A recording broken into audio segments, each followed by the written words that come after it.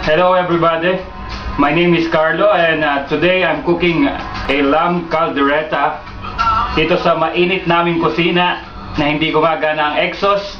Kaya pagpasensyahan nyo na po kung makikita yung may mga pawis-pawis ako habang nagluluto. Nasa UAE po kasi kami, kaya po bihira ang baboy and mas prepare ko ang lamb kasi malinis siya. And kaya po ako magluluto ngayon dahil may bago po akong kaldero, bago pong lutuan at lumang sandok. Kaya po isa-isahin ko po ang mga ingredients at kung paano lulutuin. Makinig lang po kayo at manood. Ngayon po sisimulan na po natin ang ating lamb caldereta. Okay? Ngayon lagyan po natin ng tubig ang ating paglulutuan. Okay, para pagpapakuluan po ng ating lamb. Ito po ang lamb. At ilalagay ko na po siya ngayon. Kung gaano po katagal natin papakuluan to, hindi ko po alam. Yun po ay tutusok-tusukin ko lang ng tinidor para malaman ko kung malambot na. At pag malambot na po siya, siyempre malambot na. Yun ay depende sa tusok ko sa tinidor. Kung malambot na ang pagkakatusok. Kung malambot na po, isusunod na po natin ang susunod na procedure.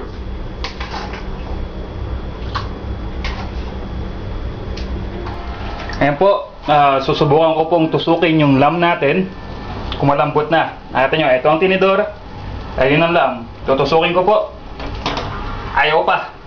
Mukhang matigas pa. And nakita nyo po, habang kumukulo, mayroong mga nasa ibabaw na mga maruruming particles. Ito po yan in short. Yan po. Tumapon. Pero yan po yun, huwag nyo, tatanggalin nyo po yan. Kasi imagine nyo na lang, kinakain nyo yun at pumapasok sa katawan nyo. Kaya po, tatanggalin nyo po yan. Yung mga marurumi na yan, hiwalayin nyo po. At muli po, babalikan po natin yung niluluto natin. Susubukan ulit natin tusukin ng tinidor kung malambot na. Habang pong hinihintay po natin yung lumampot ang ating karne, ang ating lamb, ito po ang ating mga ingredients para po sa ating lamb caldereta. Of course, bawang, sibuyas, carrots, patatas, which is potato in English, sili para medyo maanghang. Wala po kasi kaming nabili ng pulang sili na most ordinary, marami sa Pinas. And fish for extra ingredients. At ito po, liver spread, Rino. Popular po sa ating mga Pilipino to. Palaman sa tinapay, pwede rin po. Si Mama Sitas, nakarating din dito sa Dubai. Yan po, Mama Sitas caldereta mix. Okay, para po pampadagdag lasa. Ang ating tomato sauce, pampalapot, at kakanggata. Medyo marami po yung nagata namin, pero hindi po namin todo to. At pepper, medyo pampadagdag anghang, pampalasa. Iodized salt. Okay, yan po ang ating mga ingredients. Kung may alam po kayong luto na mayroon pang kulang din sa ingredients ko, kayo na po bahala. Ito po, babalikan po natin. Tutusukin po ulit natin ng mahiwagang tinidor ang ating lamb. Tignan po natin kung malambot na. Mukha pong malambot na. At sa tingin ko, pwede na po. Talipas ang isang oras, malambot na po ang ating lamb. Ngayon po, ang gagawin po natin, ihiwalay po natin ng, papatayin ko na po ang apoy. Ihiwalay po natin ang ating lamb. Isa-isahin po natin, ihiwalay po natin mula sa pinagpakuluan niya. Huwag nyo pong itatapon yung pinagpakuluan. Sa mga marunong magluto, alam nyo po yun. Dahil yun po ang magpapalasa. Kung meron po sila tinatawag na Knorr broth cubes, yan pong pinagpakuluan na yan, yan po yung magiging broth natin. Okay. medyo tahan-tahan lang po. May makita po kayong tinidor dun sa pinagpakuluan. Para po, ito po yun, tinidor. Para po mabilis lumambot ang karne, mas maganda po minsan lalagyan po natin ng tinidor kung wala naman po kayong pressure cooker. Susunod po dito, sisimulan na po natin ang paggigisa. Siyempre po, hindi na po natin ihalo ang tinidor sa paggigisa. Okay, down to the last one. Hiwalay na po natin ang karne. Ito po ang karne. At ayun po ang broth na pinagpakuluan. At ito po ang tinidor na nagpalambot, tumulong magpalambot. Ngayon po, sisimulan na po natin ang paggigisa ng ating mga ingredients. At tuloy-tuloy na po ito hanggang matapos po ang ating lulutuin. Okay, mainit na po ang ating lutuan, kaya po lagyan natin mantika. Okay, I guess that's enough. Unahin po natin ang ating bawang.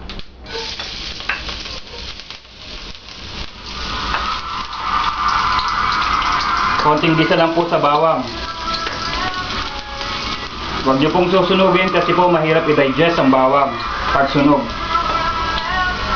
And ayon sa scientific research, ang kumakain ng sunog na bawang, malaki ang possibility na magka-cancer.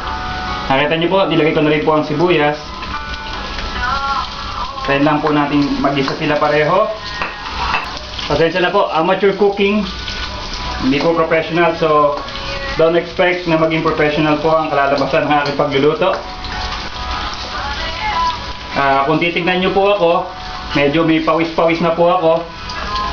Ayun po, pawis-pawis. Kasi po, hindi po gumagana ang exhaust namin dito sa kusina. At ang temperature po ngayon dito sa Dubai is 40 degrees. It's already 5 o'clock in the afternoon. Ang temperature is 40 degrees. Would you believe it? Sunod po natin igigisa is ang ating karne. Yung iba po, sinusunod po nila ang patatas, carrots. Pero in my way, susunod ko po ang karne para mas mabawasan po yung lansa niya. Mas masarap po kung medyo konting ipiprito dapat. Pero isasabay na natin sa gisa. Kalagay ko na po lahat. Yan po ang ating lamb. Hindi ko po alam kung ano sa Tagalog ang lamb, kung kambing, tupa. Basta po ang alam ko sa English dito, lamb.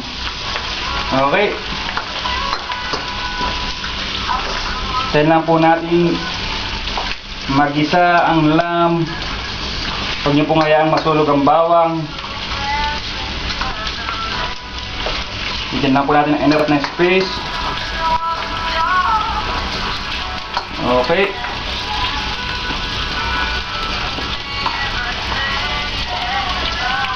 Tapos, ato nyo po, tuloy-tuloy po ang tulo ng aking pawis. Kasi po, mainit po dito sa kusina, mas mainit po ang niluluto ko. And, ngayon po, lalagay ko na po ang pinagpakuluan. Okay, medyo sahudin nyo po ng sandok para po hindi tumatalsik. Wala po kaming maliit na lalagyan, kaya doon namin nilagay sa kaldero. Tayo lang po natin kumulo ng konti. Susunod na po natin ng patatas at carrots. Medyo lakasan po natin yung apoy para mabilis kumulo. Nakita nyo po, bago po yung kalan namin na yan, Mikay. Bago po ito, kasi yung nakaraan, nasira po ng kaibigan kong si Clark. Hintayin nyo na po, medyo kumukulo na po siya ngayon. Kaya, susunod na rin natin ang carrots at patatas. Ginawa ko pong maliliit yung hiwa para po sa yung iba po kasi nagluluto nito buo yung patatas at carrots. And ang style ko po is dudurugin ko po ang patatas at carrots sa pakulo.